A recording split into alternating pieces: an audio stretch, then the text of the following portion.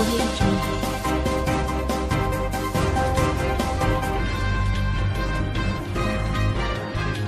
Smart Sound.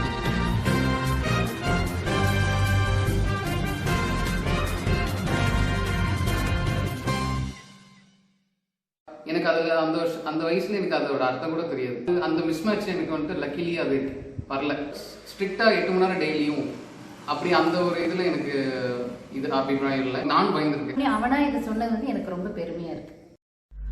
அகில இந்திய அளவில் நடந்த ஐஏஎஸ் தேர்வில் ஈரோடு மாவட்டம் சிவகிரியைச் சேர்ந்த விபு கிருஷ்ணா என்ற மாணவர் தேர்ச்சி பெற்றிருக்கிறார். விவசாய குடும்பத்தைச் சேர்ந்த இவர் ஐஏஎஸ் தேர்வில் வென்றதன் மூலம் கிராமப்புற பகுதியான சிவகிரியிலிருந்து உருவான முதல் ஐஏஎஸ் அதிகாரி என்ற சாதனையை படைத்துள்ளார். இந்த சாதனையை அவரால் எப்படி அடைய முடிந்தது? அதற்கு அவர் பின்பற்றிய வழிமுறைகள் எவை? ஐஏஎஸ் தேர்வு என்பது பூதமா புஸ்வானமா என்பது குறித்து மிக நேர்த்தியாக விளக்கி இருக்கிறார். ஐஏஎஸ் என்ற இலக்கை அடைய விரும்பும் ஒவ்வொருவருக்கும் தன்னம்பிக்கையை அதிகப்படுத்தும் வகையிலான குறிப்புகளை தந்திருக்கும் அவரது இந்த நேர்காணல் உங்களுக்கு பயனுள்ளதாக இருக்கும் என நம்புகிறோம். வணக்கம் விபு கிருஷ்ணா. இப்போ நீங்கள் ஐஏஎஸ் இதில் தேர்வில் இந்திய அளவில் 473வது நபராக தேர்ச்சி அடைஞ்சிருக்கீங்க. இதுக்காக நீங்கள் எந்த விதமான முயற்சி எடுத்தீங்க? உங்கள் அப்பா அம்மா ஒரு விவசாய குடும்பத்தை சேர்ந்தவங்க. அப்பா விவசாய பணியில் ஈடுபட்டிருக்காரு. அம்மா பள்ளி ஆசிரியர் இருக்காங்க, அரசு பள்ளி ஆசிரியர் இருக்காங்கன்னு கேள்விப்பட்டோம். இதுக்கு நீங்கள் எந்த விதமான முயற்சி எடுத்தீங்க? உங்களுடைய பொருளாதார நிலை இதுக்காக எவ்வளோ சிரமத்துக்குள்ளானீங்களா, இல்லை படிப்பில் எவ்வளோ எஃபோர்ட் எடுத்தீங்க? இதுக்கான நேரம் எப்படி போச்சு? இந்த ஃபயர் எங்கேருந்து வந்தது? இந்த தாட், அதாவது ஐஏஎஸ் ஆகணும் அப்படிங்கிற ஒரு விதை உங்களுக்குள்ளே விதைச்சது யார்? தானாக வந்ததா இல்லை மற்றவங்க உருவாக்குனதா? நீங்கள் ஐஏஎஸ் ஆயிட்டீங்க, எந்த மாதிரியான ஒரு புது மாற்றத்தை உருவாக்குவீங்க? எப்படியா மக்களுக்கு பணி செய்வீங்க? ஒரே நேரத்தில் நிறைய கேள்வி வைக்கிறேன், ஒவ்வொன்றா சொல்லுங்கள். ஓகே, ஸ்டார்டிங்லேருந்து பார்த்தீங்கன்னா நம்ம முதல்ல தாராபுரமில் பொண்ணு மெட்ரிகுலேஷன் ஸ்கூலில் தான் நான் படித்தேன் 4வது வரைக்குமே. அம்மா அப்பா எப்படின்னா முதல்ல இருந்தே 2 பேருமே ஓரளவுக்கு இந்த கல்வி அது எந்த அளவுக்கு முக்கியம் அப்படின்னு அவங்களுக்கு தெரிஞ்சங்காட்டி நல்ல ஸ்கூலில் சேர்க்கணும், நல்ல கெரியர் ஆப்பர்ச்சுனிட்டிஸ் கொடுக்கணும் அப்படிங்கிறதுல அவங்க ரொம்ப இதாக இருந்தாங்க. இந்த வாய்ப்புகள் இதுக்கு ரொம்ப புஷ் கொடுத்து கொண்டது அம்மா அப்பா என்னை ரொம்ப இது பண்ணாங்க. இது இல்லாமல் அதுவும் இல்லாமல் அந்த கெரியர் சாய்ஸஸுக்கும் ரொம்ப ஸ்ட்ரெஸ் பண்ணது என்னென்னா, அம்மா அப்பாவும் சிவில் சர்வெண்ட். எனக்கு அதில் அந்த வயசில் எனக்கு அதோட அர்த்தம் கூட தெரியாது. ஐஏஎஸ்னா Indian administrative service, Indian police service, Indian revolution, இந்த ஃபுல் ஃபார்ம் மட்டும் தான் தெரியும். ஸோ இது என்ன இது அப்படிலாம் தெரியாது. சொல்லுவாங்க சிவில் சர்வெண்ட் அப்படின்னு. நம்ம அப்போல்லாம் நமக்கு ஸ்கூலில் என்ன எய்ம் அப்படின்லாம் கேட்பாங்க. எனக்கு அது சொல்கிறதுக்கு ஒரு நல்ல பதிலாக போச்சு, அவ்வளோதான். அதுக்கு மேலே எனக்கு அதை யோசிக்கிறதுக்கு அந்தளவுக்கு தெரியல. யாராவது கேட்டாங்கன்னா ஐஏஎஸ் ஆஃபீஸர் ஆகணும், அந்த சிவில் சர்வீஸ்குள்ளே போகணும் அப்படின்னு தான் ஒரு எய்மாக தான் நான் பார்த்துட்டு இருந்தேன். ஒரு 11வது 12வது காலேஜ் போகும்போது தான் ஒரு ஐடியா கிடைச்சது. இப்போது ஒரு சிவில் சர்வெண்ட்னா அவங்களுக்கு என்ன ரெஸ்பான்சிபிலிட்டிஸ், என்ன பவர்ஸு, அவங்களோட அந்த ஐடியாலாம் கிடைக்க எனக்கு அது கொஞ்சம் இன்னும் ரொம்ப ஆர்வம் வர ஆரம்பிச்சது. சீரியஸாகவே நான் அதை கன்சிடர் பண்ண ஆரம்பித்தேன். அது இல்லாமல் எனக்கு அந்த சோஷியல் சயின்ஸ் சப்ஜெக்ட்ஸ்லாம் ரொம்ப பிடிக்க ஆரம்பிச்சது. ஸ்கூல் டேஸில் இப்போ ஹிஸ்ட்ரி, எக்கனாமி, ஜியாகிரஃபி, சிவிக்ஸ் இதெல்லாமே. ஸோ இதோட பெரிய ஒரு வெர்ஷன் தான் நம்ம சிவில் சர்வீஸ்க்கும் படிக்க போகிறோம் அப்படிங்கிறதுனால எனக்கு அது ரொம்பவே மேட்ச் ஆயிடுச்சு. நிறைய பேருக்கு சின்ன வயசில் எய்ம் ஒன்று இருக்கும், அதுக்கப்புறம் நம்ம அது சப்ஜெக்ட் பிடிக்காம போக அது வேறு மாதிரி. அந்த மிஸ்மேட்ச் எனக்கு லக்கிலி அது வரல. ரொம்பவே மேட்ச் ஆகி போட்டங்காட்டி எனக்கு ரொம்ப அந்த கஷ்டம் வரல. அது ரொம்ப இன்ட்ரெஸ்ட்டும் அதிகமாக்கி விட்டுருச்சு. ஸோ காலேஜ் நான் வேலம்மாள் இன்ஜினியரிங் காலேஜில் படித்தேன், சிவில் இன்ஜினியரிங் தான் முடித்தேன். அதுக்கப்புறம் ஏதோ ஒரு அகாடமி ஜாயின் பண்ணலாம் அப்படின்னு இருந்தப்போ தான் அறம் ஐஏஎஸ் அகாடமி அப்படின்னு சென்னையில் இருந்தது. ஸோ நான் ஒரு 2-3 அகாடமியில் டெமோ கிளாஸ்லாம் போனேன். எனக்கு ஓரளவுக்கு பார்த்துட்டு இந்த அகாடமி பிடிச்சிருந்து நான் ஜாயின் பண்ணேன். அங்கே ஓரளவு கைட் பண்ணேன். ஃபர்ஸ்ட் ப்ரிலிம்ஸ் எனக்கு கிளியர் ஆகலை. அப்போது அதுக்கப்புறம் திரும்பி என்னோட மிஸ்டேக்ஸ் ஓரளவுக்கு அனலைஸ் பண்ணி திரும்பி செகண்ட் ப்ரிலிம்ஸ் இப்போது கிளியர் ஆகிடுச்சு. 473 ரேங்க்கு. ஐஏஎஸ் கிடைக்கிறதுக்கு வாய்ப்புகள் ரொம்ப கம்மின்னு நினைக்கிறேன். ஏன்னா இது பார்டர் ரேங்க் மாதிரி, இன்னும் சர்வீஸ் அலோகேஷன் வரல. ஐஆர்எஸ் கிடைச்சிடும்னு நினைக்கிறேன். ஐஆர்எஸும் கண்டிப்பாக நமக்கு அந்த டைவர்சிட்டி ஐஏஎஸ்க்கு எதிர்பார்த்த அளவுக்கு டைவர்சிட்டி அந்த இதெல்லாம் இருக்கும். இருந்தாலுமே நம்மளோட முதன்மை எய்ம் ஐஏஎஸ் அப்படிங்கிறதுனால திரும்பி எக்ஸாம் எழுதுறது ஐடியாவில் தான் இருக்கேன். ஸோ அது இன்னும் ஒரு வாரத்தில் கிளியர் ஆயிடும் அது என்ன ஸ்டேட்டஸ் அப்படின்னு. நீங்கள் அது இதுக்கு இப்போது நீங்கள் ப்ரிப்ரேஷன் பற்றி கேட்டிருந்தீங்க இல்லைங்களா, அதுக்கு நம்ம எந்த அளவுக்கு டைம் ஸ்பெண்ட் பண்ணணும், எவ்வளோ பொருளாதார ரீதியாக நம்ம எந்த அளவுக்கு அதில் ஸ்பெண்ட் பண்ணோம் அப்படிங்கிறதெல்லாம். முதல்ல டைம் பார்த்தீங்கன்னா எனக்கு தெரிஞ்சு நிறைய பேர் எங்கள் அம்மா என்கிட்ட கேட்பாங்க. நிறைய பேர் இப்போ இந்த மாதிரி 8 மணி நேரம் படிக்கிறாங்க, 10 மணி நேரம் 14 மணி நேரம்லாம் என்கிட்ட சொல்லியிருக்காங்க. நிறைய பேர் படிக்கிறாங்க, நீங்கள் அந்த மாதிரி படிக்கிற மாதிரி தெரியல, படிக்கிறியா அப்படின்னு என்கிட்ட கேட்டிருக்காங்க. எனக்கு அது ஒரு ஸ்ட்ராங்கான ஒரு பிலீஃப் இருந்துச்சு, நம்ம படிக்கிற நேரம் ஒரு ஃபேக்டராக எடுத்துக்க வராது அப்படின்னு. ஏன்னா ஃபஸ்ட்டு ஒவ்வொருத்தங்களோட கேப்பபிலிட்டின்னு ஒன்று இருக்கும். கொஞ்ச நேரத்தில் இவ்வளோ படிப்பாங்க, கொஞ்ச நேரத்தில் அவ்வளோ படிப்பாங்க.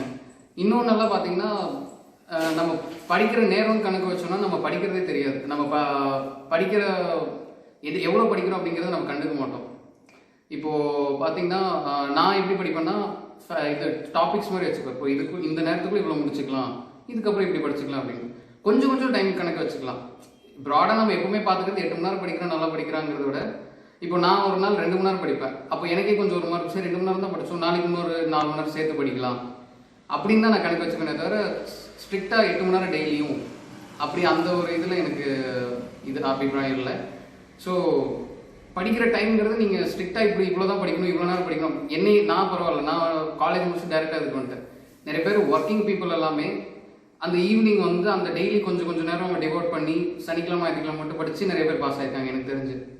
ஸோ ஒர்க்கிங் அந்த டைம் இப்படி தான் அப்படிங்கிறதுல ஆவரேஜாக ஒரு 6 hours 7 hours நீங்கள் வச்சுக்கலாமே தவிர பெருசாக இது பண்ணணும்னு இல்லை. பொருளாதார ரீதியாக அப்படின்னு பார்க்கும்போது பார்த்தீங்கன்னா இப்போது அதில் ஒரு எடுத்துக்காட்டு எப்படின்னா 2011-12 அந்த டைம்லலாம் என்னோட சீனியரே ஒருத்தங்க படிச்சிருக்கான்னு சொல்லியிருக்காங்க. அவங்க எப்படி பண்ணுவாங்கன்னா லைப்ரரியில் உட்காந்து அந்த ஜேர்னல்ஸ்ன்னு சொல்லுவாங்க, அதெல்லாம் உட்காந்து லைனாக ரீட் பண்ணி அதுலேருந்து நோட்ஸ் எடுத்து அது தெரியலன்னா அது தனியாக டிக்ஷனரி ஒரு புக்கை வச்சு படித்து அப்படி படித்தாங்க. ஸோ அப்படி தான் படிக்கணும் அப்படிங்கிற டைமில் பார்த்தீங்கன்னா அதுக்கு நம்ம ஒரு சிட்டியில் இருக்கணும், பெரிய லைப்ரரி இருக்கணும், இதை எப்படி படிக்கணும்னு சொல்லிக் கொடுக்குறக்கு ஒரு ஆள் வேணும். ஸோ அந்த மாதிரி நிறைய ரிசோர்ஸஸ் தேவைப்பட்டுச்சு. இப்போது இதெல்லாம் பார்த்தீங்கன்னா இன்டர்நெட் ரொம்ப நிறையா இருக்குது, எல்லாமே நமக்கு தெரியும். நம்ம நெட்டில் தேடி எல்லா புக்ஸும் பிடிஎஃபாக இருக்குது, இல்லைன்னா நெட்டில் போட்டிருக்காங்க. ஆன்லைன் ஆர்டிகல்ஸ் இருக்குது, நியூஸ் பேப்பரும் நெட்டில் வருது, டெஸ்ட் சீரியஸு அகாடமியே எல்லாமே இப்போ ஆன்லைன் ஆக்கிட்டாங்க. இப்போ கொரோனானால அது இன்னுமே வேகமாகிடுச்சு அந்த டிரான்சிஷன். ஸோ இப்போது இந்த இடத்துல வந்துட்டு உங்களுக்கு அந்த ஊரில் இருக்காங்க, கிராமத்தில் இருக்காங்க, இதனால படிக்க முடியாது அப்படிங்கிற ஒரு ஃபேக்டர் வந்துட்டு ரொம்பவே குறைஞ்சு போயிடுச்சு. எனக்கு இப்போ என்னோடய ஃப்ரெண்ட் ஒருத்தவங்க இந்த வருஷம் பாஸ் பண்ணவங்க வந்துட்டு ரொம்ப கிராமத்துலேருந்து தான் வந்தாங்க. ஸோ இது ஒரு ஒரு அப்டக்கிளாக இருக்கா, நமக்கு நடுவில் தடையாக இருக்காது அப்படிங்கிறது இப்போது ஓரளவுக்கு ரொம்பவே மாறிடுச்சு. அது இல்லாமல் இப்போது நிறைய பேர் கஷ்டப்படுறவங்க எப்படி ஒரு ஜாப் சேஃப்டி வேணுமே அப்படின்னு நினைக்கிறவங்களும் இருக்காங்க. இப்போது கண்டிப்பாக இது எக்ஸாம் பார்த்தீங்கன்னா எனக்கு ஒரு 2வது அட்டெம்ப்ட் ஆச்சு. நிறைய பேருக்கு ஆவரேஜாக 4வது தான் பாஸ் ஆகுறாங்க. ஸோ இப்படி 4 வருஷம் 5 வருஷங்கிறது ஒரு கிராமத்துலேருந்து வரவங்க ரொம்ப பொருளாதார ரீதியில் ரொம்ப கஷ்டப்படுறவங்களுக்கு 4 வருஷம் ஸ்பெண்ட் பண்ணுறது கஷ்டம்தான். ஸோ அவங்க அதில் நிறைய பேர் ஒர்க் பண்ணிகிட்டே பண்ணுறவங்களும் நிறைய பேர் இருக்காங்க. நமக்குன்னு ஒரு ஜாப் சேஃப்டி நெட் வச்சுட்டு அதுக்கப்புறம் பாஸ் ஆகிறவங்க நிறைய பேர் இருக்காங்க. ஸோ நம்ம பார்த்தீங்கன்னா இது ஒரு தவிர்க்க முடியாத உண்மை என்னன்னா, பொருளாதாரம் கஷ்டமாக இருந்தால் கண்டிப்பாக மற்ற விஷயங்களும் கஷ்டமாக தான் இருக்கும், அது நம்மளால பெருசாக தடுக்க முடியாது. பட் இப்போ ஆப்பர்ச்சுனிட்டிஸ் எந்த அளவுக்கு ஓப்பன் ஆகி வருதுன்னா அந்த டிஃப்ரென்சஸ் வந்துட்டு குறைஞ்சிருச்சு. இப்போ ரொம்ப ரிச்சாக இருக்கவங்க வந்துட்டு ரொம்ப அதிகமாக வாய்ப்பு இருக்குது, ரொம்ப கம்மியாக இருக்கவங்களுக்கு ரொம்ப கம்மியான வாய்ப்பு இருக்குது அப்படிங்கிறது கொஞ்சமாக மாறிட்டு வருது. இப்போ இன்னும் கொஞ்சமே இந்த இன்டர்நெட்லாம் வந்துட்டுங்காட்டி ஓரளவுக்கு நல்லா ஆப்பர்ச்சுனிட்டிஸ் நிறைய வருதுங்கிறது என்னோட நம்பிக்கை. இப்போது பார்த்தீங்கன்னா அதுக்கப்புறம் எப்படி படித்தேன் அப்படின்னு கேட்டிருந்தீங்க இல்லைங்களா. இப்போ நிறைய பேர் இதில் சக்ஸஸ் ரேட்டுங்கிறது கொஞ்சம் ரொம்ப கம்மி. நமக்கே அது எக்ஸாம் எழுத ஆரம்பிக்க முன்னாடி நம்ம பார்த்தோன்னா அது ரொம்ப பயமாக இருக்கும். இப்போது 8-10 லட்சம் பேர் எழுதுவாங்க. அதில் பார்த்தீங்கன்னா ப்ரிலிம்ஸ் அப்படிங்கிற ஃபர்ஸ்ட் லெவலில் 10,000-12,000 பேர் தான் இருப்பாங்க. அதுலேருந்து திரும்பி மெயின்ஸ்ன்னு பார்த்தீங்கன்னா 2,300 பேர் தான் வருவாங்க. அதில் இன்டர்வியூ இந்த வருஷம் 830 பேர் எடுத்திருக்காங்க. இதை நம்ம பார்க்கும்போது, இதை கணக்கு போட்டு பார்க்கும்போது நம்ம எந்த மேத்தமெட்டிக்கல் ஃபார்முலா யூஸ் பண்ணாலும் நம்ம ப்ராபபிலிட்டி ரொம்ப கம்மியாக தான் இருக்கும். ஸோ இதை பார்த்து நிறைய பேர் பயந்துருவாங்க, நான் பயந்துருக்கேன். பட் இதை கொஞ்சம் ஒரு சீரியஸாக ஒரு கன்சிடரேஷன் கொடுத்து பார்த்தீங்கன்னா என்ன தெரியும்னா, 10 லட்சம் பேர் இருப்பாங்க, அதில் பாதி பேர் தான் சீரியஸாக எழுதுவாங்க. 4-5 லட்சம் தான், அதுலேயே 4-5 லட்சம் ஆயிடும். அதுக்கப்புறம் அதில் ஒரு படிக்க ஆரம்பித்து ஒரு ஏனோ தானோன்னு படிக்கிறவங்க ஒரு 2 லட்சம் பேர் இருப்பாங்க. ஸோ மீதி ஒரு 2.5 லட்சம் பேர் தான் நம்மளோட சீரியஸாக கம்ப்ளீட் பண்ணிட்டு ஃபிலிம்ஸ் எழுதுறவங்க. அதுலேயுமே நமக்கு ஹார்ட் ஒர்க் மட்டும்தான் அப்படின்னு ரொம்ப ஹார்ட் ஒர்க் பண்ணால் படிச்சிடலாம் அப்படின்னு நம்பினா பார்த்தீங்கன்னா நிறைய பேர் எல்லாருமே இந்த மாதிரி ஹார்ட் ஒர்க் பண்ணுறவங்களா இருப்பாங்க. ஸோ இதில் ப்ரிலிம்ஸு மெயின்ஸ் இன்டர்வியூ அப்படின்னு ப்ராக்ரஸ் ஆகிறதுக்கு ஒரு பெட்டர் ஸ்ட்ராட்டஜி அப்படி சீக்ரெட் கீ அந்த மாதிரி எதுவும் சொல்ல முடியாது. ஏன்னா பெட்டர் ஸ்ட்ராட்டஜின்னு தான் சொல்லலாம்.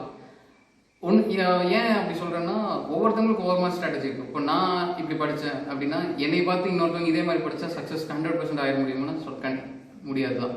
ஏன்னா நான் இப்படி ஒரு நாள் இதுக்கு முன்னாடி நான் நெட்டில் பார்த்தேன்னு சொன்னல உங்களுக்கு. இப்போ முன்னாடி நான் இந்த மாதிரி போன வருஷம் பாஸ் ஆனவங்களெல்லாம் பார்த்தேன் அப்படின்னு நான் அதை பார்த்து நான் அதை எனக்கு சூட்டபுளாக இருக்கிற ஃபேக்டர்ஸ் மட்டும் எடுத்துக்கோ. அப்படியே நான் எடுத்து காப்பி பண்ணேன்னா எனக்கு ஒர்க் ஆகாது. ஸோ இந்த எக்ஸாமில் பார்த்தீங்கன்னா நம்ம ஸ்ட்ராட்டஜி அப்படிங்கிறது வந்துட்டு எவால்வ் ஆகிட்டே இருக்கும். நான் 2017 பாதியில் எக்ஸாம் படிக்க ஆரம்பித்தேன். அப்போ பார்த்தீங்கன்னா அப்போ நான் எடுத்த நோட்ஸு நான் படித்த விதம் அப்படின்னு எனக்கு தெரியும். நான் இப்படி அதை இப்போ நான் நினச்சி பார்த்தேன்னா எனக்கு ரொம்ப சிரிப்பாக இருக்கும். ஸோ போக போக நம்ம அப்படியே எவால்வ் ஆகிட்டே இருப்போம். நம்ம இப்படி புரிஞ்சுட்டு எந்த மாதிரி படிக்கிறது அப்படின்னு. ஸோ இதுதான் இப்போ அதுதான் இப்போ சொல்ல வந்தேன். இப்போது ஹார்ட் ஒர்க் அப்படிங்கிறத விட நம்ம அது போல் ஸ்மார்ட் ஒர்க் அப்படின்னு வச்சுக்கலாம். ஏன் ஸ்மார்ட் ஒர்க் அப்படின்னா நான் முன்னாடி நம்ம இன்டர்நெட் நமக்கு எந்த அளவுக்கு ஆக்சஸ் கொடுத்துச்சோ அதே நேரம் இன்னொரு ப்ராப்ளம் என்னன்னா நிறைய சோர்சஸ் ஆயிடுச்சு. இது எப்படி சொல்லலாம்னா இன்ஃபர்மேஷன் ஓவர்லோட் அப்படின்னு சொல்லலாம். நமக்கு இன்ஃபர்மேஷன் கிடைக்குது, செய்தி கிடைக்குது, ஆனால் அது ரொம்ப நிறைய கிடைக்குது. எதை படிக்கிறதுனே தெரியல. ஏன்னா இந்த சிவில் சர்வீஸ்க்கு சிலபஸ் பார்த்தீங்கன்னா வானத்துக்கு கீழே எல்லாம் அப்படிங்கிற மாதிரி ஒரு இது. எதை பற்றி வேணாலும் கேட்கலாம். விவசாயத்தை பற்றி கேட்கலாம், இஸ்ரோ பற்றி கேட்கலாம், திரும்பி எக்கனாமிக்ஸ் பற்றி கேட்கலாம். ஸோ நம்மளை சுற்றி நம்மளை அஃபெக்ட் பண்ணுற எல்லா விஷயமும் அதில் நம்ம படிக்க வேண்டிய விஷயங்கள் தான். ஏன்னா நம்ம போகிற வேலை அந்த மாதிரி. இப்போது ஐஏஎஸ்னா கலெக்டராகவோ ஐபிஎஸ் ஆகிட்டு நம்ம எஸ்பியாவோ போகும்போது நம்ம எல்லா ஃபேக்டர்ஸையுமே நமக்கு தெரிஞ்சிருந்தால் தான் நம்ம அந்த இடத்துல ஃபீல்டில் போய் நல்லா நம்ம முடிவு எடுக்க முடியும்.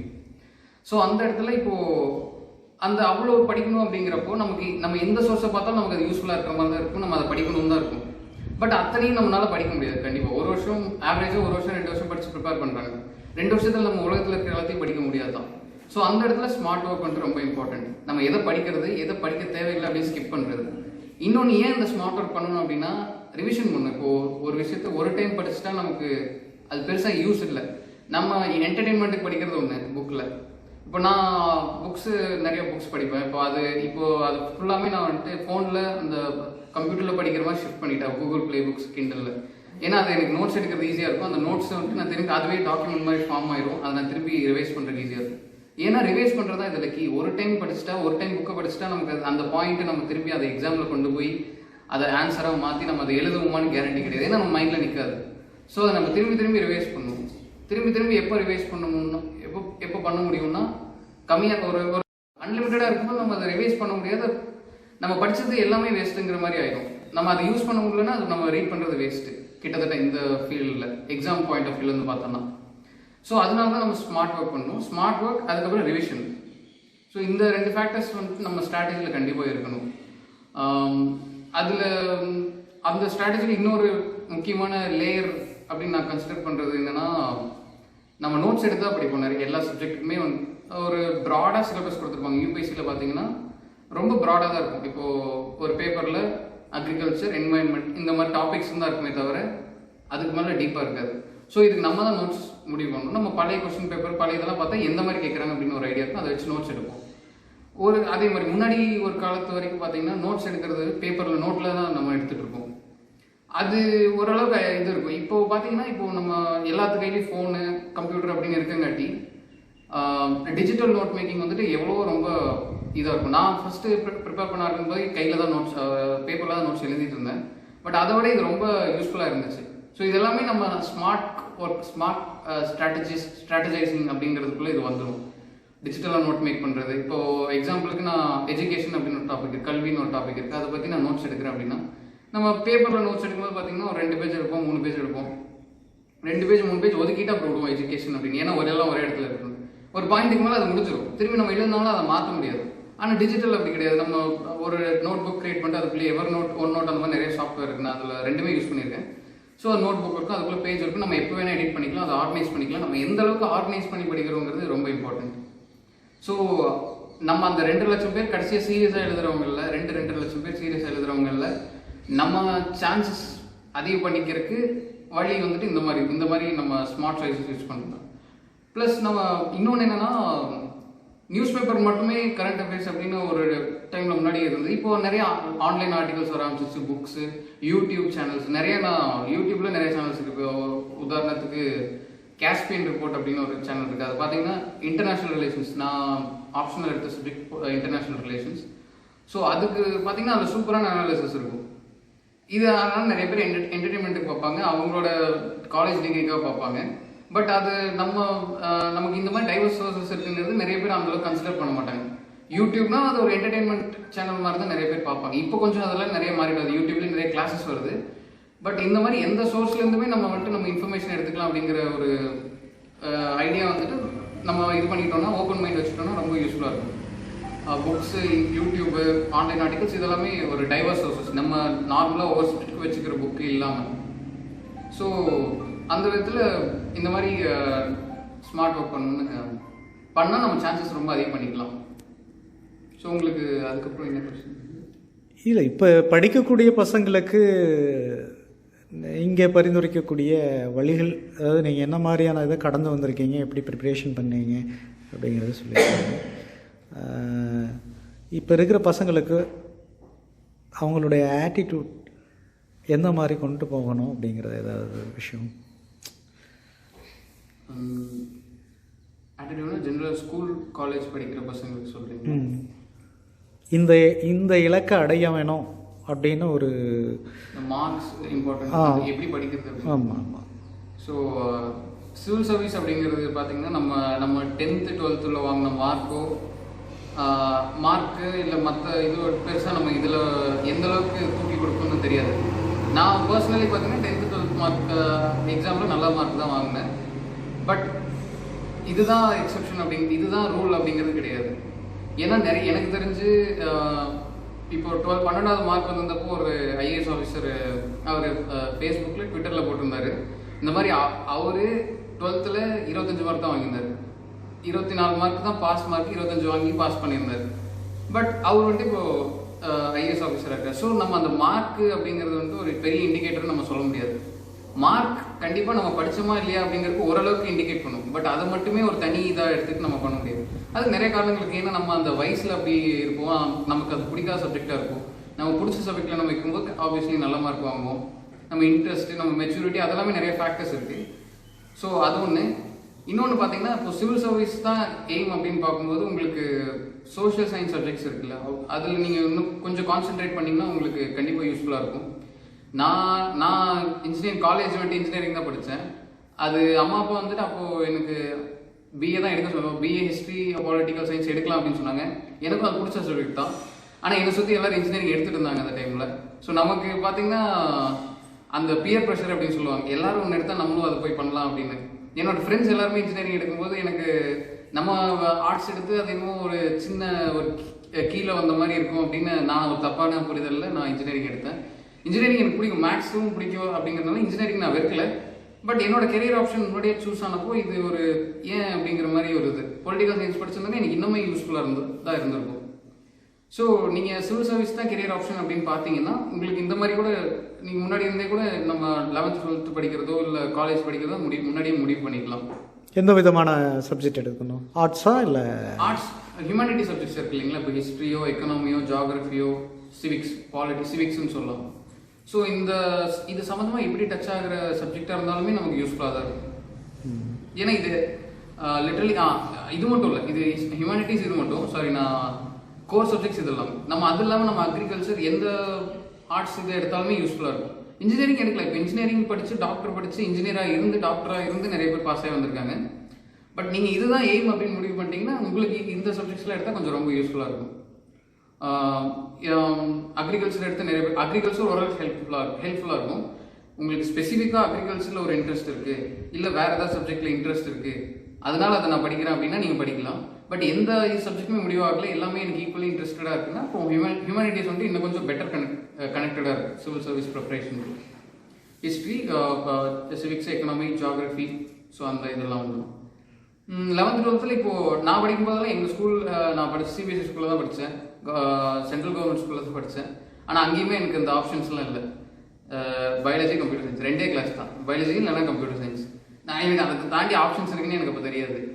ஆனால் இப்போ ஓரளவுக்கு எக்ஸ்பெண்ட் ஆகிட்டு வராங்க. எக்கனாமிக்ஸ் இருக்குது, அந்த மாதிரி நிறைய கவர்மெண்ட் ஸ்கூல்ஸ்லேயுமே எக்கனாமிக்ஸ் எல்லாம் இருக்குது, வர ஆரம்பிச்சிச்சு. எக்கனாமிக்ஸு, காமர்ஸு, ஸோ அந்த மாதிரி ஸ்ட்ரீம்ஸ் ஓப்பன் அப் ஆக ஆரம்பிச்சிச்சு. நிறைய ஆப்பர்ச்சுனிட்டிஸ் வந்துருச்சு. நீங்கள் இதை வச்சு ஒரு இன்ஃபார்ம் சாய்ஸ் எடுக்கலாம். நமக்கு இதுதான் கெரியர் ஆப்ஷன், இந்த சப்ஜெக்ட்ஸ்லாம் பிடிச்சிருக்கு அப்படிங்கிறப்போ எடுக்கலாம். இந்த பிடிச்சிருக்கு அப்படிங்கிறத பற்றி இன்னொன்று சொல்லிட்டேன். ஏன்னா நமக்கு ஒரு சப்ஜெக்ட் பிடிச்சிருச்சுன்னா நம்ம அது படிக்கிறது கஷ்டமாகவே தெரியாது. நான் 2 அட்டெம்ப்ட் படித்தேன். ஸோ 2 அட்டெம்ப்ட்லேயுமே எனக்கு ஒரு டைமில் நம்ம ரொம்ப கஷ்டப்பட்டு படிக்கிற மாதிரியோ பிடிக்காத மனப்பாடம் பண்ணுற மாதிரியோ எனக்கு இது வரைக்கும் தோணதில்லை.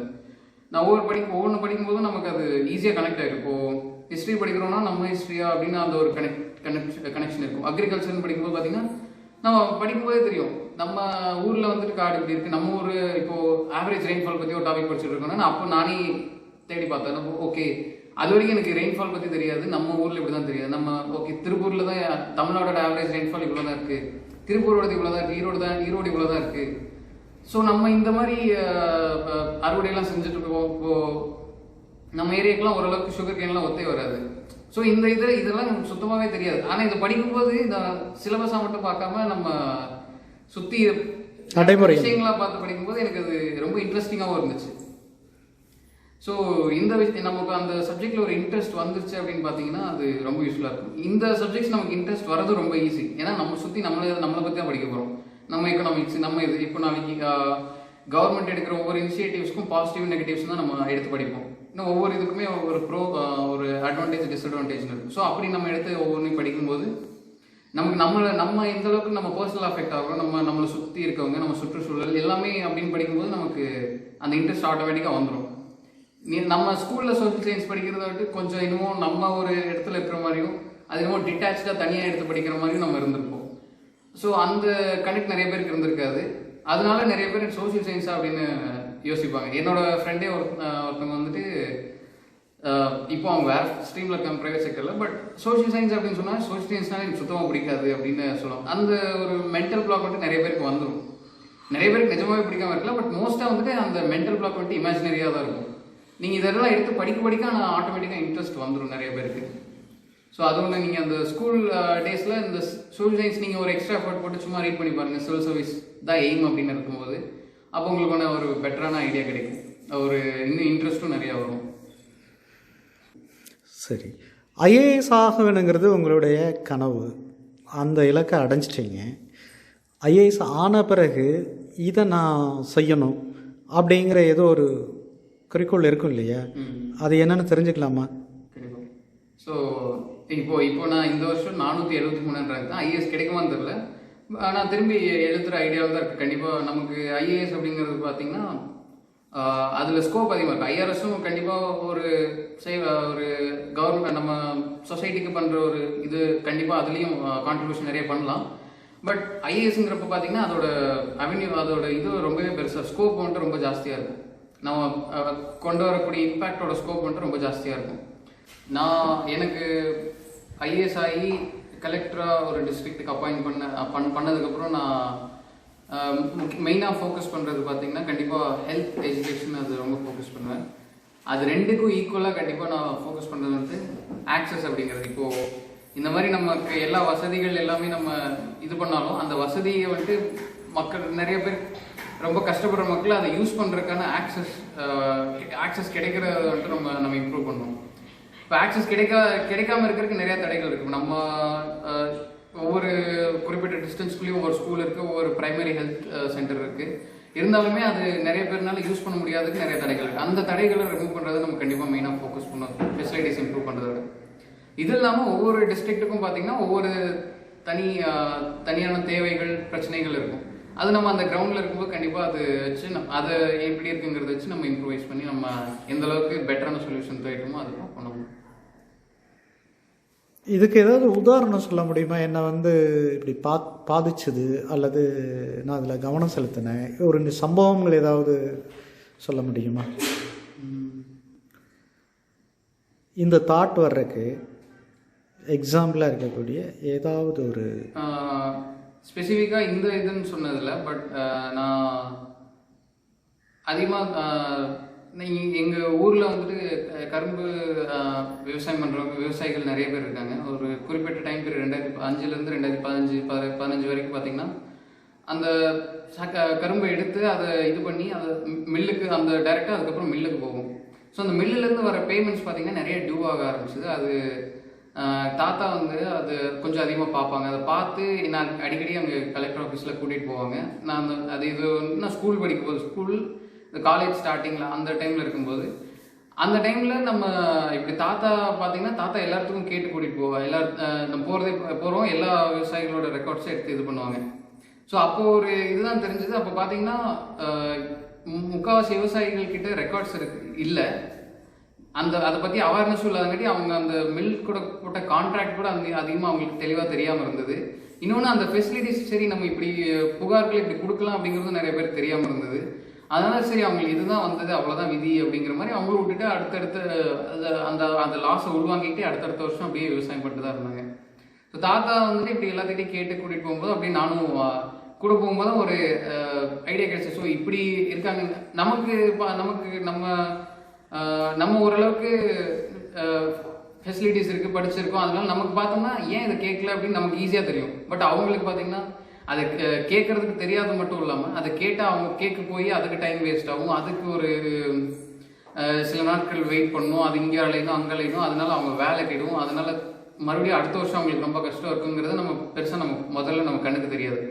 ஸோ அவங்களுக்கு அவங்க போடுற எஃபர்ட்டுக்கு வர்ற காசு வர்றதுக்கு இத்தனை தடைகள் இருக்குது. ஸோ இந்த மாதிரி தடைகளும் வந்துட்டு நான் இதை ஒரு ப்ரைமரி ஃபேக்டர். இப்போ தாத்தா அடிக்கடி சும்மா பார்க்கும்போது அப்போ நம்ம ஒரு பேச்சுக்கு தானே ஐஏஎஸ் தான் அப்படி இப்படின்னு பேசிட்டு இருக்கும்போது தாத்தா அடிக்கடி சொல்லுவாங்க, பாரு நீ இப்படி இருக்கும்போது இந்த மாதிரி இது இவ்வளோ டீப்பாலாம் நீ இப்படி வந்து பார்த்தா தான் உனக்கு இன்னும் பெட்டரான ஐடியா கிடைக்கும் அப்படின்லாம். ஸோ அப்போ எனக்கு அதை பற்றி தெரியல. பட் இப்போ நான் அதை கிளாஸில் அந்த சிலபஸ்லாம் படிக்கும்போது கூட எனக்கு அதை அடிக்கடி ஞாபகம் வரும், இப்படியெல்லாம் இருந்தது, இப்படியெல்லாம் சுச்சுவேஷன் இருக்குது அப்படின்னு. இந்த மாதிரி தான் நான் தடைகள் சொன்னேன். நம்ம அவங்களுக்கு நீதியோ இல்லை அவங்க உழைப்புக்கு காசோ வந்துட்டு கிடைக்கிறதுக்கு நிறைய தடைகள் இருக்குது. இது அதுக்கப்புறம் ஒரு பெட்டராகவே இப்போ அதுக்கப்புறம் நம்ம கலெக்டர்கிட்ட போய் அவங்க டிமாண்ட் பண்ணப்போ அவங்க பெட்டராக இது பண்ணாங்க. கிரீவன்ஸ் ரெட்ரஸல் சிஸ்டம் வச்சுருந்தாங்க. திங்கக்கிழமை இந்த மாதிரி போய் மனு எடுத்துக்கிட்டாங்க. அதுக்கப்புறம் நான் கொடுத்து அதை கேட்டு ஓரளவுக்கு அது சால்வ் ஆச்சு.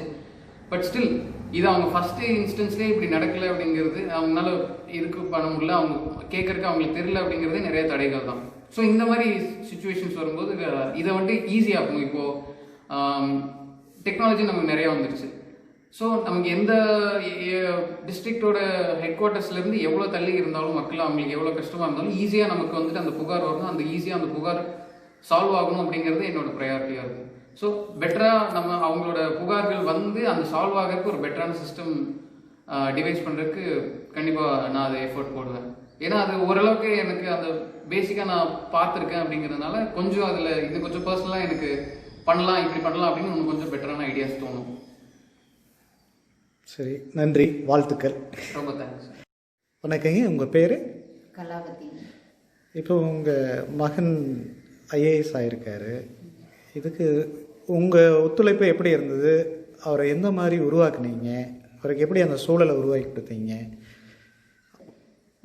ரீடிங் ஹேபிட்ஸ் அவனுக்கு சின்ன வயசுலேருந்தே கொடுத்தேன். நான் லோயர் கிளாஸ் படிக்கும்போதே சின்ன மாரல் ஸ்டோரிஸு புக்கு, அதாவது இங்கிலீஷ் நாலேஜுங்கிறது வந்து ரொம்ப முக்கியம், நிறைய புக்ஸ் எல்லாம் படிக்கணும்னு நான் நினச்சிட்டு அவங்க இங்கிலீஷ் புக்ஸ் எல்லாம் நிறையா வாங்கி கொடுத்தேன். புக் ரீடிங் அவனுக்கு அதிகமாகவே கொண்டு வந்தோம். அவர் ஒத்துழைச்சாரு? கண்டிப்பாங்க. ஏன்னா லோயர் கிளாஸ்லேருந்தே அந்த ஹேபிட் வந்ததுனால அவனுக்கு அது பிடிச்சி போய் இப்போ எப்பவுமே புக்ஸ் நிறையா படிப்பான். அவன் செல்லில் பார்த்தாலே ஒரு 80 புக்கு 100 புக்கு இருந்துகிட்டே இருக்கும். உங்களுக்கு உங்களுடைய மகனை ஐஏஎஸ் ஆக்க வேணுங்கிற எண்ணம் வர்றதுக்கு என்ன காரணம்? சாதாரணமாக எல்லா பேரண்ட்ஸுமே சொல்லுவாங்க இல்லையா, ஈன்ற பொழுதினிலும் பெரிதுவக்கும் தன் மகனை சான்றோன் என கேட்ட தாய் அப்படின்ட்டு. ஒரு ஐஏஎஸ் ஆஃபீஸர் ஆகணும் அப்படின்னா பேசிக்காக அது ஒரு நல்ல, சாதாரணமாக சொல்லணும், ஒரு நல்ல போஸ்ட்டு அப்படிங்கிறது. நான் ஸ்கூல் டீச்சராக இருக்கும்போதே ஒரு சிஓ அப்படின்னாலே எவ்வளோ ஒரு வேல்யூவான ஒரு போஸ்ட்டு அப்படிங்கிறதுனால கூட பேரண்ட்டுங்கிற முறையில் எனக்கு அந்த ஆசை வந்துச்சு. நம்ம பையனை ஒரு உயர்ந்த பதவியில் பார்க்கணும் அப்படிங்கிற ஒரு எண்ணம். அந்த எண்ணத்தை இந்த எண்ணம் எனக்கு வந்து வந்து என் பையனை மட்டும் பார்க்கணும் அப்படின்ட்டு இல்லாமல் என் ஸ்கூல் பசங்களையும் கொண்டு வரணும்னு நான் ரொம்ப ஆசைப்படுவேன். இவன் எந்த மாதிரியெல்லாம் வந்தால் இவனுக்கு எப்படி நாலேஜ் இருக்குது, இது மாதிரி நம்ம பசங்களையும் கொண்டு வரணும்னு என் ஸ்கூலில் அப்பப்போ சொல்லுவேன். நிறைய புக்ஸ் எல்லாம் கூட வாங்கி கொடுத்துருக்கேன், சின்ன சின்ன ஸ்டோரி புக்ஸு படிக்க சொல்லுவேன், நிறைய சொல்லுவேன். அட்வைஸ் பண்ணும் பொழுது அந்த குழந்தைங்க அவ்வளோ ஆர்வமாக கேட்கும். அப்பப்போ மோட்டிவேட் பண்ணிட்டு இருப்பேன் நான் ஸ்கூல்லையும். சரி, இதுக்கு அவங்க அப்பா எந்த விதத்தில் ஒத்துழைச்சார்? அவர் உங்களுடைய எண்ணத்தை வந்து ஏற்றுக்கிட்டு கொண்டு வந்திருக்காரு இல்லையா? ஆரம்பத்தில் ஏதாவது மறுப்புகள் வந்ததா? இல்லை, ஏன்னா அவர் விவசாயம் சார்ந்து தான் இருக்காரு முழுக்க. பொதுவாகவே ஒரு விவசாயம் எல்லாத்துக்குமே ஐஏஎஸ் ஆஃபீஸர்னா ஒரு ஆசை தான். விவசாயியா இருக்கலாம், அது ஒரு ஆசிரியரா இருக்கலாம், எந்த ஒரு யாருமே அதை விரும்புறாங்க இல்லைங்களா? அதனால அதே மாதிரி அவரும் அதை விரும்பினாரு. பொருளாதார ரீதியாக அவங்களுக்கு இது ஏதாவது ஒரு பர்டன் வந்ததா? பர்டன்லாம் கிடையாதுங்க. நான் டீச்சராக இருந்தேன், ஃபேமிலி சப்போர்ட் இருந்துச்சு, அதனால ஒன்றும் பிரச்சனை இல்லை. சரி, உங்கள் மகன் அவருடைய நான் கலெக்டர் ஆன பிறகு என்ன மாதிரியான மாற்றத்தை கொண்டு வரலான் இருக்கேங்கிற ஒரு விளக்கத்தை கொடுத்தாரு. நீங்கள் என்ன நினைக்கிறீங்க? கண்டிப்பாக அதை பண்ணணும். ஏன்னா நிறைய விஷயங்களை நான் அவன் எடுத்து காமிப்பேன். இங்கே பாரு எவ்வளோ கஷ்டப்படுறாங்க, இதெல்லாம் நீ பண்ணணும் அப்படின்னு சொல்லும்போது அவன் கூர்ந்து கவனிப்பான்.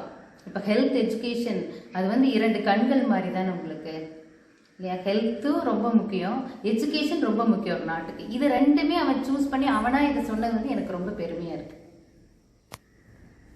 நன்றி. என் பேர் உமா மகேஷ். என்ன பண்ணிகிட்டு இருக்கீங்க? நான் வந்து பிளைவுட் கிளாஸஸ் ஹார்ட்லெஸ் கடை வச்சுருக்கிறேன், தாராபுரத்தில் பண்ணிகிட்டு இருக்கிறோம். மிஸ்ஸஸ் வந்து கவர்மெண்ட் ஸ்கூலில் வந்து டீச்சர் ஒர்க் பண்ணிகிட்டு இருக்காங்க, பிடிஎஸ்டியில் இருக்காங்க.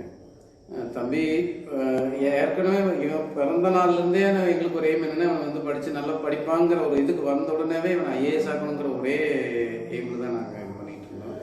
அந்த அளவுக்கு எல்லா வகையிலையும் நாங்கள் என்ன பண்ண முடியுமோ செஞ்சது காட்டிலும் அவன் வந்து நல்லா, ஏன்னா நாங்கள் எது செஞ்சு சொன்னோம்னாலும் செய்யணுங்கிறத விட வந்து அவன் படிக்கணும்ல ஃபஸ்ட்டு, அதில் வந்து நல்லா பண்ணான். அதே ஒரு பெரிய தானே. சரி, உங்கள் பையன் என்ன மாதிரியான மனிதராக உருவாக வேணும்னு நினச்சிங்களோ அதை உருவாக்கிட்டாரு. அடுத்து அவர் என்ன மாதிரியான பணிகளை செய்யணும்னு உங்களுக்குள்ள ஏதாவது?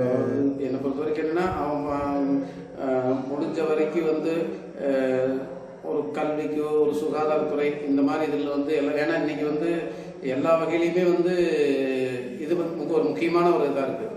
அதனால் வந்து எத்தனையோ பேர் நம்ம வந்து ஒரு வாய்ப்புகள் இருக்குது, பயன்படுத்துகிற படிக்க வைக்கிற எல்லாமே செய்யுது. இதை விட வந்து கீழ்நிலையிலேருந்து ரொம்ப சிரமப்படுறவங்களுக்கு எல்லாம் எத்தனையோ பேர் இருக்காங்க, படிக்க முடியாமல், நல்லா படிக்கிற குழந்தைங்க படிக்க முடியாத சூழ்நிலையில் இருக்கிறாங்க. அவங்களுக்கு வந்து ஒரு இதாக இருந்து பண்ணக்கூடியதுக்கு இது சுகாதாரத்துறை வந்து பார்த்தோம்னா இன்னுமே நம்ம வந்து இன்னும் நிறைய செய்ய வேண்டியதெல்லாம் இருக்குது. அந்த மாதிரியான இது எல்லாமே செய்யணும் அப்படிங்கிறது தான் நான் விரும்புகிறேன். அவரும் அதே கருத்து தான் சொல்கிறாரு. நீங்கள் ஏதோ விவசாயிகளுக்கு நல்லது பண்ணணும்னு நினைக்கிறேன் அப்படின்னு சொன்னீங்க. அது ஆக்சுவலாக விவசாயத்துறைக்கு வந்து ரொம்ப முக்கியத்துவம் கொடுக்கணும். ஏன்னா நம்ம நாட்டை பொறுத்த வரைக்கும் விவசாய சார்ந்த நாடு. அது வந்து விவசாயத்துறையில் வந்து மெயினாக கவர்மெண்ட் வந்து எல்லா இதுவுமே செஞ்சு கொடுக்குறாங்க. அந்த ஃபெசிலிட்டிஸ் வந்து கடைக்கோடி விவசாயிகளுக்கு இன்ன வரைக்கும் போய் சேரதில்லை.